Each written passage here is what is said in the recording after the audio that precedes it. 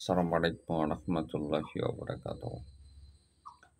আমরা অধিকাংশ সময় একটি বিষয়ের দিকে টোটালি কোনো খেয়াল রাখি না। সেটা হচ্ছে যে আমরা কোনো একটা প্রেক্ষাপটে বা কোনো একটি জায়গায় কয়েকজন বন্ধু যখন একত্রিত হই তখন আ আমাদের আ পাশে বা সাইটে যে মানুষগুলো আছে আ তিনারা আমাদেরকে কিভাবে নিচ্ছেন, এটাকে আমরা ক মাথার ভেতরে কতটুকু রাখি বা আমার চিন্তার ভেতরে কতটুকু থাকে, এটা খুব একটা গুরুত্বপূর্ণ একটা খেয়াল করে দেখার বিষয়। এটাকে আমি আমার ব্যক্তিগত জায়গা থেকে আমি যেটা দেখছি, আমরা যখন বাইরে আমাদের বন্ধু বা খুব আপনজনের সাথে চলাফেরা করি তখন যখন আ আমাদের নিজেদের চিন্তা চেতনা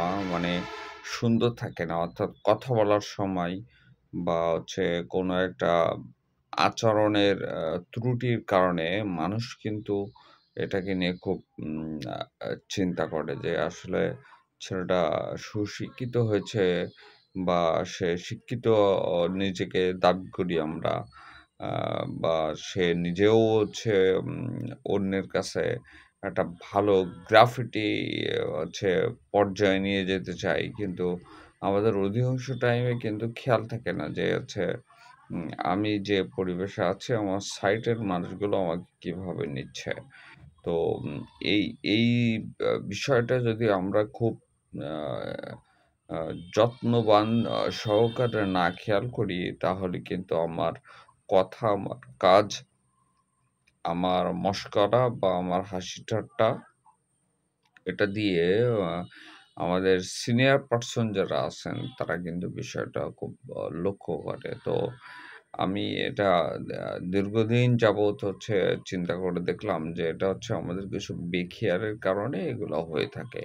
সুতরাং এইদিকে আমাদের যথেষ্ট পরিমাণ যত্নবান নিতে হবে এবং শীল হিসাবে নিজেকে সমাজে প্রতিষ্ঠিত করার জন্য এবং সু অ চিন্তাশীল ব্যক্তি হিসেবে প্রতিষ্ঠিত করার জন্য এইদিকে আমাদের অবশ্যই নজর দেওয়া দরকার এবং এই সাইটটা অর্থাৎ এই বাইরে যেয়ে কেমনে কিভাবে চলবো, কোন আ স্পেসে কি আচরণ দিব, কোন খানে কোন কথা বলবো, এটাতে অত্যন্ত গুরুত্ব সহকারে দেখতে হবে এবং আ আমাদের বয়স্ক যারা আছে তারা কিন্তু এটা খুব নজরে রাখে এবং খেয়াল করে। সবাই ভালো থাকবেন। আসসালামু আলাইকুম। আল্লাহ হাফেজ।